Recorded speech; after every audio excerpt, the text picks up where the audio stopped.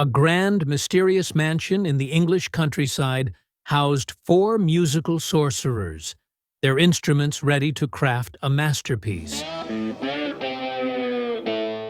Led Zeppelin had worked their magic here before, and in early 1974, they returned to weave new spells. The informal setting fueled their creativity, capturing the raw energy that would define Physical Graffiti, released on February 24, 1975. Initially, the band recorded 8 new tracks, their combined length nearly filling 3 sides of a vinyl record. Rather than trimming their creations, they chose to expand the album into a double LP. To do this, they unearthed hidden gems, unreleased tracks from earlier sessions dating back to 1970. This fusion of the new and the rediscovered created a rich tapestry that spanned their musical journey. The album's cover is as storied as its contents, featuring a photograph of 2 adjacent tenement buildings located at 96 and 98th Street, Mark's Place in New York City. The design included die-cut windows that revealed various images as the inner sleeves were pulled out. This innovative packaging mirrored the album's eclectic mix of songs, offering listeners a visual journey alongside the auditory one. Each song on Physical Graffiti carries its own legend. Custard Pie opens the album with a dirty, bluesy groove, driven by Jimmy Page's wah-wah guitar and Robert Plant's playful lyrics, inspired by old blues songs with a suggestive twist. The Rover follows, a track initially recorded in 1972 but left unfinished until now, with its heavy riffing and reflective lyrics on the band's journey and purpose. In My Time of Dying stretches over 11 minutes, a blues-infused piece based on a traditional song, recorded live in the studio.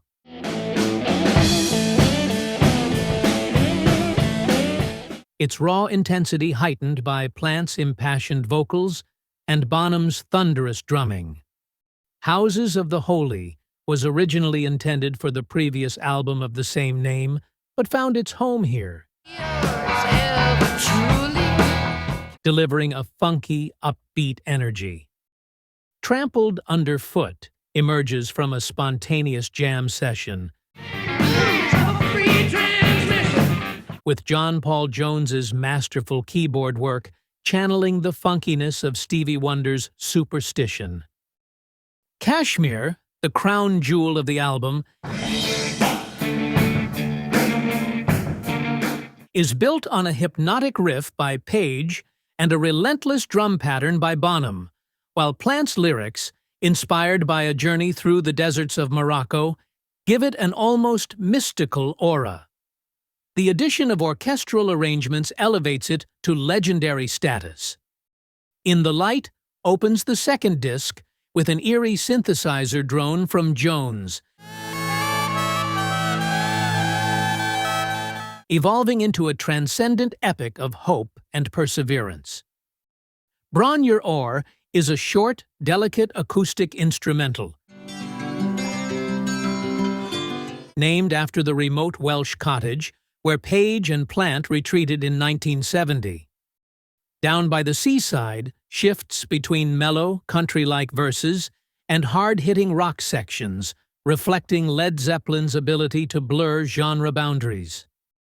10 Years Gone is a deeply personal piece for Page, The course may change sometimes, rivers always reach the sea, who crafted it as a reflection on a past love, its lush layering of guitars making it one of the album's most emotional tracks.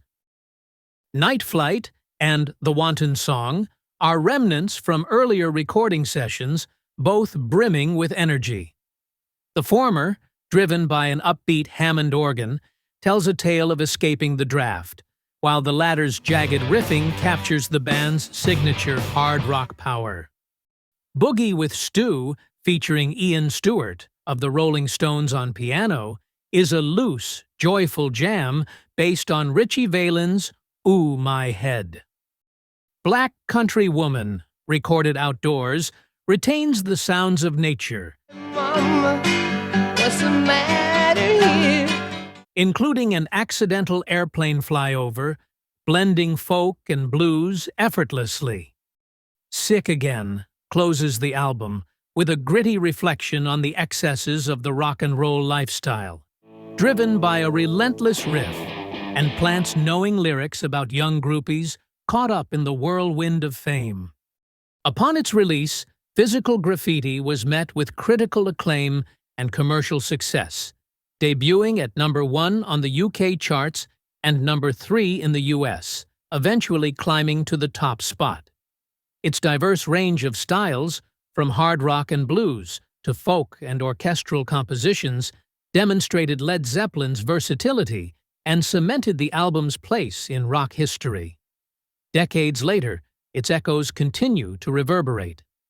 The album stands as a testament to a time when 4 musicians, secluded in a grand old house, conjured a work of art that transcends generations.